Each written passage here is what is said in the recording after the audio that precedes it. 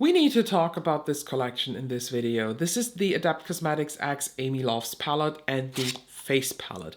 So I bought both on the Adept Cosmetics website. Everything went totally fine. They do have kind of an alert going on that when you order from Europe and you use DHL, that there might be a delay up to 30 days. I don't know where this is coming from, but I ordered these on launch day. They were shipped out, I think 3 days later, and then it arrived like 48 hours later. Completely fine. Duties are all covered. You pay them while you buy the palette on the website, so you don't have to pay anything extra, which is completely fine. So this is the first, I think, collab palette that Adept Cosmetics has ever done.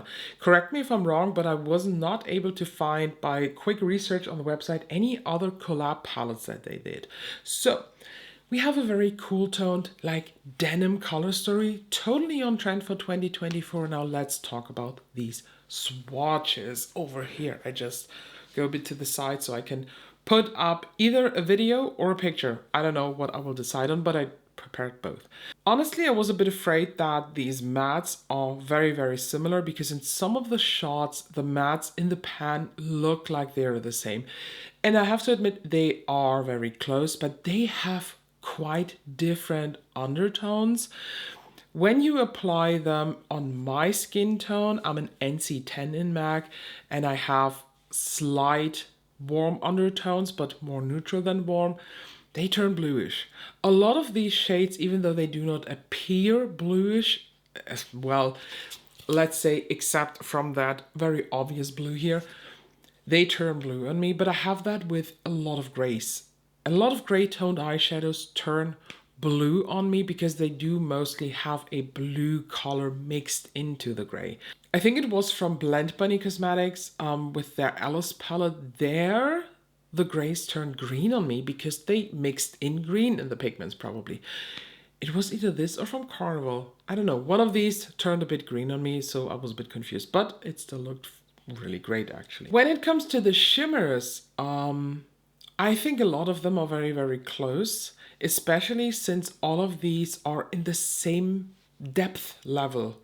They are floating around this mid-tone, and I just wish there was a bit more variation when it comes to the depth. The face palette I haven't swatched like this. I thought I can just do this live with you. So we have the shade Mishka and Cupid when it comes to the blushes. I am a bit disappointed in Cupid, honestly, because in the promo pics, it looked way more red, but it is actually a pink with a bit of a peach undertone. So here we have Mishka and here we have Cupid. They are intense. They're pigmented, they're cool. I really enjoy them. And then we have the two highlighters here. Please keep in mind, these are now intense finger swatches. They do not apply that intense on your face when you use them. Throughout the video, I used all of these shades, but here we have the shade Athena and the shade Ares. If you dare to, you can probably use Ares as a blush too, but I think that is a bit too intense. And in the demos, I will say that this shade, Ares, looks like the Blend Bunny Cheek Glaze from the Alice palette, and I remembered. Future me remembered what past me said a couple days ago when I filmed the looks, so let's compare that. I have to admit that I saw this comparison already on Baddie Jean's channel, and she said it's not similar. So here we have that cheek glaze. Does this have a shade name? Celestial Cheek Glaze. I don't think it has. Let me just swatch this underneath. Oh yes, there is a distinct difference between them. So the cheek glaze has a more transparent base while the Ares shade has the pink base. Ares has more silver and the cheek glaze is more warmish golden. Very interesting because, let me just clean my finger really quick. When you hold them up side by side, oh wait, coordination. No, they also appear very different in the pan, but I don't know. I also thought when I saw this the first time, oh, this is a cheek glaze shade from Blend Bunny, but it isn't. And still, if it was, I wouldn't have a problem with that because I actually enjoy the cheek lace a lot. And this one, RS2. It's my favorite out of the whole palette. Because of time reasons and because in my timeline when I'm filming this, I tomorrow want to start the Odin's Eye looks. I decided to go for 3 looks so that I can put up these videos fast and close to each other. So now, enough of the rambling. Let's head over to look number 1. So I'm starting the first look with the shade 1997 and I apply this in the transition area. The shade looks honestly much darker in the pan. So this is now the third layer, basically the third dip back into the pan to get this coverage of shade. Actually not a bad thing because I was a bit afraid that out of the mattes that you have in this palette, none would be light enough to work as a good transition shade, and I was a bit afraid that I had to pull in something else. I'm now going into Billion Much and I deepen the crease with this. Can you see how this turns blue on me? It doesn't look blue in the pan, but it's okay. Most shades that do have a gray tone to them turn bluish on my skin tone. I tap back into the 1997 shade and I just go back into the transition area to smooth out my maybe a bit too aggressive application of the Billion Mud shade. Let's keep it very simple today and I will use now the shade Vibes all over the lid. Whenever I do these look videos, it's mostly a big surprise for me because I usually film the looks before I film the intro and outro, so at this point when I'm doing the looks, I haven't swatched the shades, and especially with chromey shades, a lot of the time they look in the pan completely different to what they at the end apply. This one though applies very true to pan actually. And at this time decided to go for a more fluffy packing brush because I can now use the more fluffed edge to blend the shimmer in the crease so that we have a wanted messy application. I'm not feeling linery today, so I straight go into Billion Much and smudge this across. And also tapped in 1997 and just blend it out even further down. Okay, I feel like it looks a bit weird without liner, so I'm going into Victoria Beckham Ash and I align my lower waterline with that. I now go into Lights Up and I use this as inner corner highlight. And I will also use it as brow bone highlight. And of course I need to use the face palette and I'm starting with Mishka. I apply this on the cheeks, a bit on the nose, so that I basically have one blush swipe like that. Might be a bit outdated, I still like that look. Honestly, very pretty, basic, cool toned pink blush. For the highlight I'm going into Athena, I don't know. In German it would be Athena. And I apply this here on the cheeks and whatever is left on the tip of my nose and a bit here on the cupid's bow. And I'll also do like one weird swipe here on the bridge of my nose. I'm a bit more excited for Aras because this already in the pan looks super intense and actually looks a bit like the Blend Bunny cheek lace, so I will compare that hopefully in the swatches. So I hope that future me will think about this comparison. And here we have now the finished first look. Excuse the hair, it's always messy after makeup, but I will style it later on, but I'm too lazy to get up now. So what do I feel about this palette after one look? I like it. It's neutral, but still kind of punchy. It's a solid, good, cool tone, but kind of with a twist look. The lip that I did with this is the Natasha Denona I Need a Nude Lip Pencil, and I topped it off with the Dior Lip Oil in pink. And now let's move on to look number 2. So for look number 2, I'm starting right off with Mocha. And I use this in the transition area. I keep it like that and I will later on decide if I go on with a second layer because now I go into Scrunchy. And I use this in the crease and outer V. Bringing this all across the crease or along the crease, across or along. But I also fill in this inner lid part, kind of a bit like soft halo eye-ish, because that is a bit the plan today. Tap back into scrunchie and I directly just tap this on the inner and outer thirds so that I end up with a stencil of my halo eye that I'm planning to do. No additional product on the first brush, and I just smooth out any edges. I'm now tapping into Pisces here, and this one I layer on the inner third and here on the outer third. Usually with a halo eye you have the mattes on the inner and outer parts, but I want to do a shimmery halo eye. This is a really interesting shade. I now go into caramel and I apply this here in the center of the lid. And I also tap this a slight bit above the crease. With no additional product, I use the same brush I use scrunchie with, and I now just run it through the crease once more to diffuse the shimmers a bit.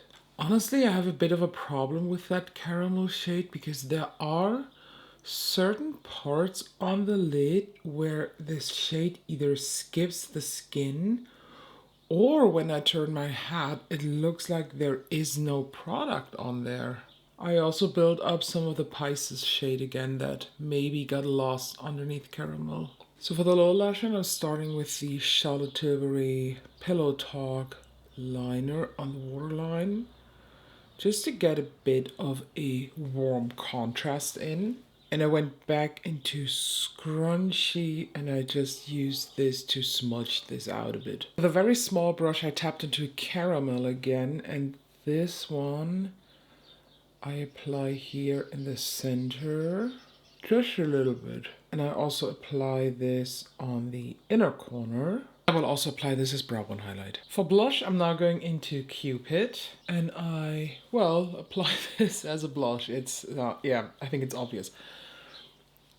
With the Cupid shade, I'm honestly a bit, not disappointed, that's the wrong word. In the promo shots, I thought this is a true red blush, but it's basically just a more reddish pink blush. But that does not make this look less beautiful. And for highlighter, I'm now going into Aris. Ooh, that looks super shiny, glittery. Ooh, maybe I took a bit too much. Okay, carefully on both sides.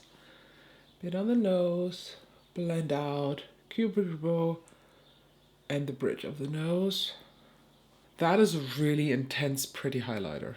I like this, I think, more than the other one. And this is now the finished look. For the lips, I applied the Glam Light Ghost Face lip liner, but I smudged it on the lips so that I have like a gray cast going on, and I topped it off with the House Labs PhD lip glaze in the shade Fig. At the end, this look kind of came together, but to be honest, I'm not really happy. This is not what I had in mind. This is not how I imagined this look to be. And I just realized that I forgot to apply the caramel shade on my brow bone. So let's very quick do this. What bothers me with this look the most is just the fact that these two shades that I used on the eyes kind of mushed into one, although they look very different in the pan, and I wanted to have more of a clear difference between the inner outer parts and the center. But maybe that was just my poor choice of shade. So let's head over to the last look for this video. I just realized that in the past two looks my background lighting wasn't on, and I was wondering while I edited the looks already, like, why does this look so sad in the background? So I'm very sorry. The lights are back. So you know me, usually I save the loudest look, the boldest look for the last, but honestly, I don't see a super loud, intense, bold look in this palette. I see a lot of very muted looks, which is fine too, but makes my vibe going a bit different. But I try my very best, and I will start with with Mocha today. And I use Mocha in the transition area. By the way, Mocha is a matte that has shimmer throughout it, like little tiny specks of glitter, and I don't know why. In general, this has nothing to do with Adept Cosmetics, but I think this like matte with shimmer particles is just, it's just so unnecessary. I know it is supposed to blend easier when you have tiny shimmer particles in it, but honestly, I never ever really felt a difference, except the fact that these mattes with those tiny shimmers, I sometimes have fallout from them, like glitter fallout that is coming out of the shade. With this one not, there is no fallout, but I know, for example, the ABH ones, the new ones that have these glitter, they give me fallout, like glitter fallout on my face. I'm now going into Mi Amor. This is the only matte shade that I haven't used yet. And this one goes into the crease. And since I'm using a bit more of a bigger crease brush, this also translates a lot into the transition area, which is completely fine. So with no additional pigment on the first brush, I just go over the edges again. And I want to do a typical me look, so I now tap into Scrunchy with an angled blending brush.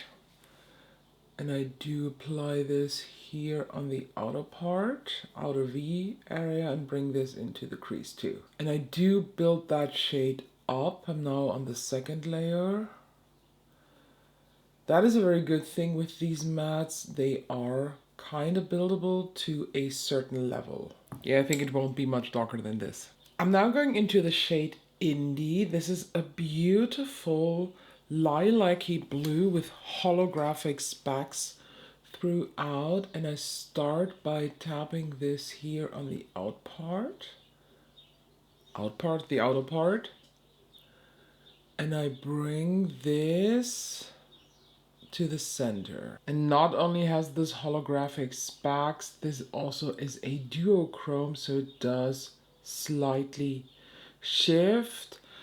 I don't know how the camera picks it up, but for me, when I just turn my eyes, it shifts from this muted kind of denim blue to a very interesting turquoisey shade. And for the punch, as if this shade isn't punchy enough, but you know, I always want to have a tad bit more, I now go into Glam. When I swatched this, I was actually a bit, I'm not shocked, but surprised, because I don't know how you are able to tell this here in the camera, or if you are able to, that's better. This is a silver with a pink base. So when I touch this shade, there is a pink base revealing. On my brush, it looks silverish pink. And when I swatched it, there was a pink base applied, kind of like a stain, and then the silver on top. It's a very interesting shade. And I know that Adept had something like this already, either in Minka or in the Plain Jane. And I do start to apply this shade here on the part that has no pigment on. Very, very carefully bringing this all up to the inner part. And then I kind of fill in the rest, but with a high precision, so mimicking kind of like a half cut crease. And I know there is now a line between the, what's it called? The indie shade and glam shade. I will correct that in a minute, but first I will do the other eye. The problem with this formulation is that this is one that cracks. So I already saw on this eye how there are some cracks going on. So I definitely will have to correct that throughout the look a couple times by just taking the brush and wiggling over it so that the cracks are kind of mixing back. I went into Vibes again, and now I just tap this here on top of this weird line. I also tap back a bit into Mi Amor, and now I run this through the crease, but not all the way in, so I want to have this harsh line still going on. And some scrunchy again here for the outsides. Do you remember the crackling nail polish from the 2000s? This is exactly what this shade is giving me. I'm basically now correcting the cracks for the 4th time. So if anybody has tips on how to do this better, let me know, please. This is just very, very annoying, but the shade is so beautiful, so I'm kind of willing to take an extra step with shades like this because they are so pretty. I'm taking the Nabla Cupid's Arrow liner in the shade Midnight Gray or Stylo, whatever they're calling this. It's not a Kajal or something like that. It's actually, I think, a cream stick eyeshadow, but I used this mainly on the waterline, and I now line my waterline with it, surprisingly. I tapped into Scrunchie, and I used this now to close to the lower lash line, smoke out that stylo from Nabla. I want to intensify the look even more, so I go into Lavender now, and I use this as my inner corner highlight. I liked both shades, but for the third look, I have to make a decision. And no, I will not mix blush. I can't stand the thought that these will touch each other. No, I can't. But I think for today's look, Mishka is really nice since this is more of a light cool tone blush, and hopefully this gives the effect that I was thinking of. And yeah, kinda. I really love this super cool tone pink, and I think that trend never died. At least not in my world. Cool tone pinks, all for the win. I don't know how many of them I have, but I love them all equally. For highlighter, I'm definitely going into Aris again. This is it. And Aris here combined with Mishka is just... oh, this is such a match. And to kind of keep it in the more pink vibes, I'm now going into the shade Pink, and I use this as my brow bone highlight. So this is now the final and finished look. I had to correct that crackling shade 5 times now, and I think when I'm done with this outro and the intro then, that I will have to correct that again. That is the biggest downside of a shade like this, and I don't know why this happens. It's like there is a base, so when I will remove this shade later on, I know that I will have a pink base underneath. So this like rosy whatever is staining the eye, which is fine. And then these silver pigments that are kind of loose on top, they're kind of binded in, but also not. I don't know, maybe if you're a pro in formulation shit, then please let me know what the heck's going on here. And I just couldn't stop thinking of this shade because this glam shade, I swear to God, I have this in one of my other Adept palettes. Let me show you something. So when I do swatches for the swatch video or photos that you see, I always take one of these sponge tip applicators, and this is what I'm doing. So I take some of the pigment and now I just apply this here on my hand. So I rub it a bit out and in. Maybe that is the secret. So you see this shade. Pretty silvery, but there are some teeny tiny specks of pink going on. And I now went through my Adept palettes and I think I found it. I'm talking about Minka. And in the Minka palette, I have 2 shades that are... I mean, they in the palette themselves are super close, but one of these shades is the same as Glam. You cannot convince me otherwise, except with a swatch, which we are going to do. But let me show you this. So the shade Minka here, maybe it's a bit more similar, but Maya, come on. So one of these is a dupe, 100%. So I'm starting with Minka, and it's the same flaky quality. Well, no, it's a bit worse. Oh my God, it's flaking off everywhere. Okay, so this is now Minka. This is definitely not it. Minka has a slight pinky tone to it, but is more silver.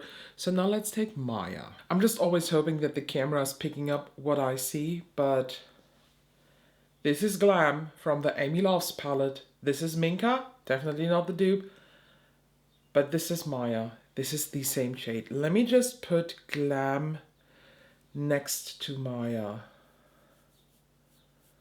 Holy Lord. Yes, this is 100% the same shade. I don't know how I feel about this because I don't have a problem with brands reusing shades, but I have a problem when they take the same shade and then just use another name. That is, in my opinion, not okay. And I just went back to the Adept website to see if there is a, I don't know, like a part that it's saying that one or two shades have been used in other palettes too, but nothing. Honestly, I might touch now into a wasp nest or something, and you might completely disagree with me, but I don't like that. If a brand is reusing a shade, that is totally fine to me. I mean, why not if that is a good shade? But please, either do not rename it, leave the name on so that people know this, or give us some sort of a sentence on this. And if you are a really good guy, you're not only telling me that certain shades have been reused and were already in other palettes, you will also tell me in which palettes they were. So I just quickly peeked inside the Plain Jane Remaster palette, and there was nothing instantly visible that looks like this. Some of them had similar shifts like the pinks, but nothing really where you would be like, oh, that is definitely a dupe. Okay, for a moment I thought I found some in the Seahorse palette. So this here is Lavender. Then this is Tiger Tail from Seahorse, and this is Courtship also from Seahorse.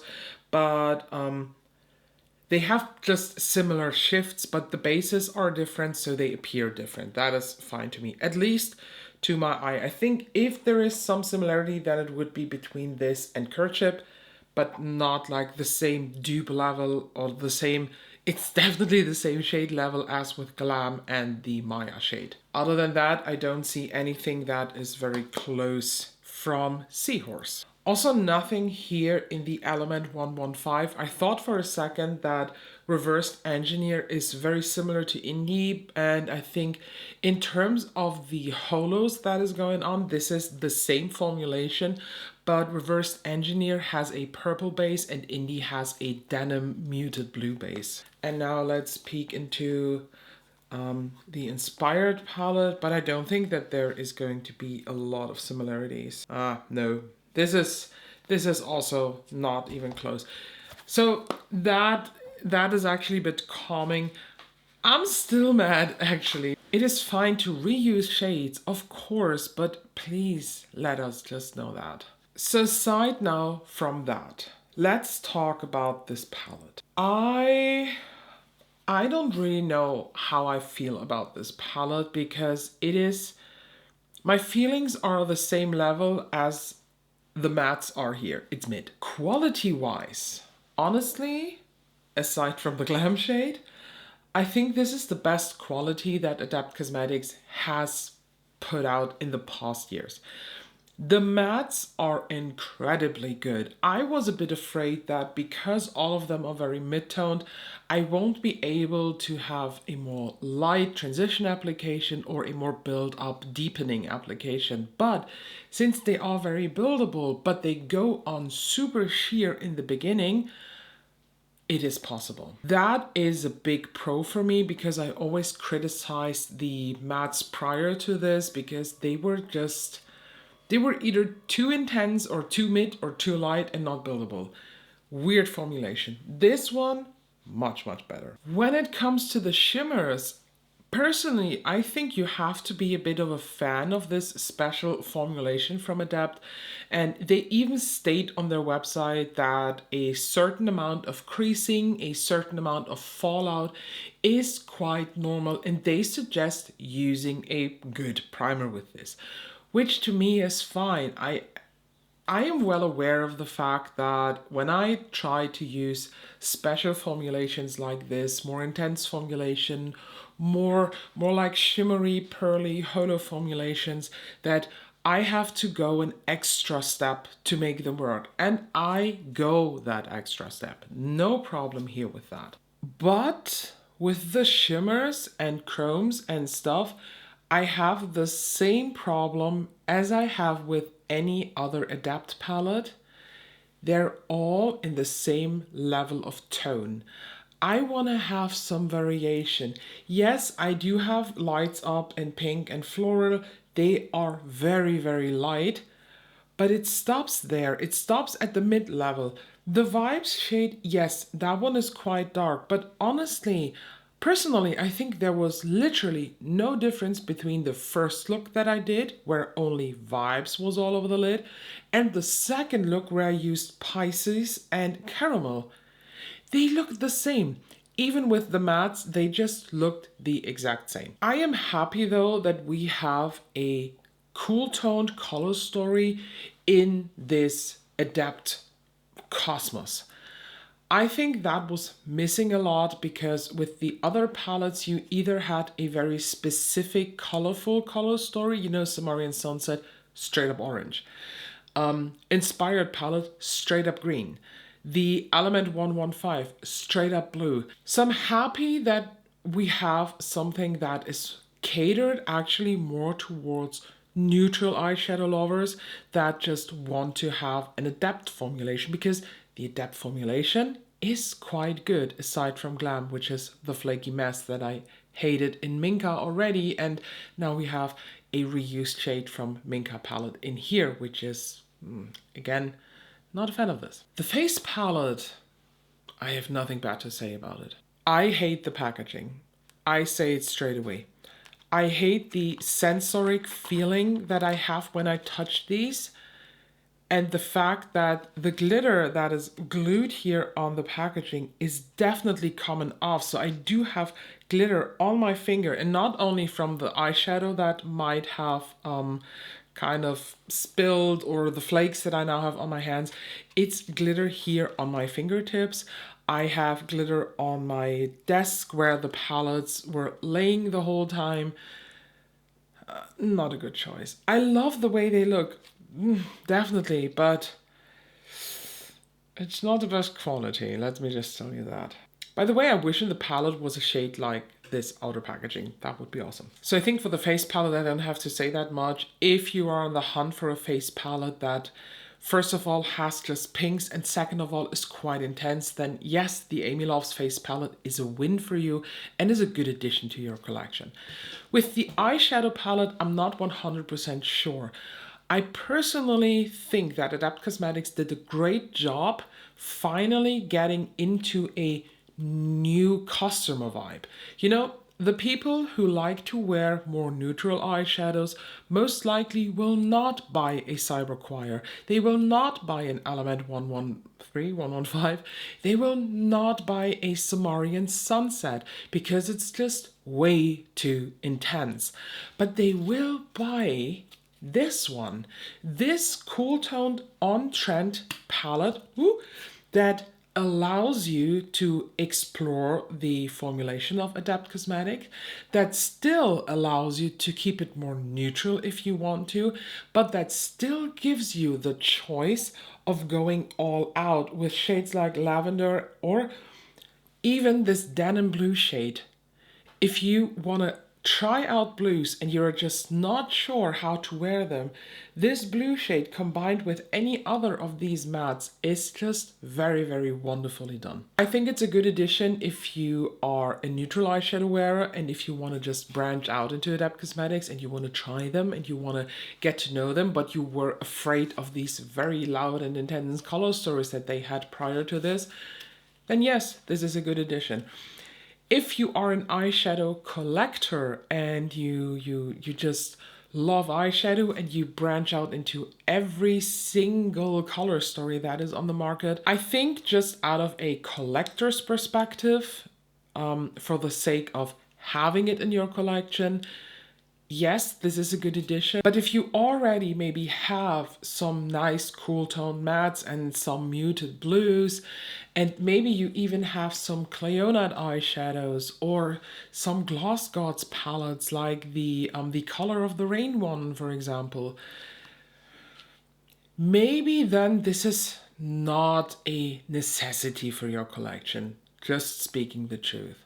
For me, this is a good addition in my collection, but for me personally, and I know this sounds super negative and I don't want to sound negative because I truly enjoyed it. Although I have my problems, although I have some critique with this palette, I overall enjoyed that so much more than, for example, a Samarian Sunset.